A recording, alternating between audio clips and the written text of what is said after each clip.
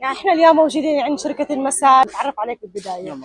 معك عبادة خراز من شركة محامس مساد. طبعا شركة محامس مساد هذه الشركة الفلسطينية التي نبتت من أرض هذا الوطن.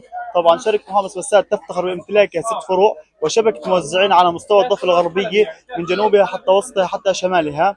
طبعا شركة محامس مساد تشغل المئات من الأيادي العاملة الفلسطينية جميعها وخلطاتها الداخلية الفلسطينية البهارات، بهارات جنينية الصنع تصنع بأيادي فلسطينية بكل امتياز. وهنا أتت مساد من جنين إلى نابلس لتأكد لزبائنها وعملائها أنها قريبة منهم، وقد تكون قريبة في أي مكان كان بإذن الله. يعني ما شاء الله ملاحظين انه في اقبال حلو كمان من الناس من اهل نابلس تحديدا على الشركة كمان.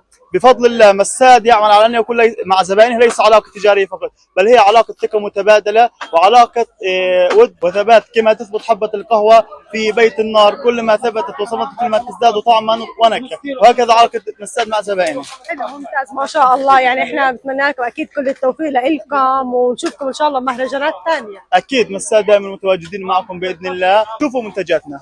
هذا صوري منتجات. هاي البقوليات، طبعا هاي البقوليات جميعها صنعت بأيادي فلسطينية وتغلف بأيادي فلسطينيات يعني نساء فلسطينيات. هاي البهارات هي خلطة فلسطينية، طبعا جميعها مش بضاعة مستوردة، جميعها بضاعة فلسطينية. وأيضا هذه المكسرات يعني بضاعة تحمص وتغلف بأيادي فلسطينية، طبعا تضاهي وتنافس المنتجات المحلية والعالمية. وهي قهوة مساد، قهوة الغنية عن التعريف. اكيد طبعا غنية عن منتجات التعريف. مساد كبن اليمني وقهوة بيسان التي يعني تسعى مساد من خلالها تلبية أذواق حاجات الزبائن بإذن الله. ما شاء الله عنكم وكل التوفيق لكم. أهلا وسهلا فيكم، نفخر فيكم، شكرا لجهودك معنا، وجودك يعني من أول يوم لآخر يوم. الله يعطيك ألف عافية. الله يحفظك. الله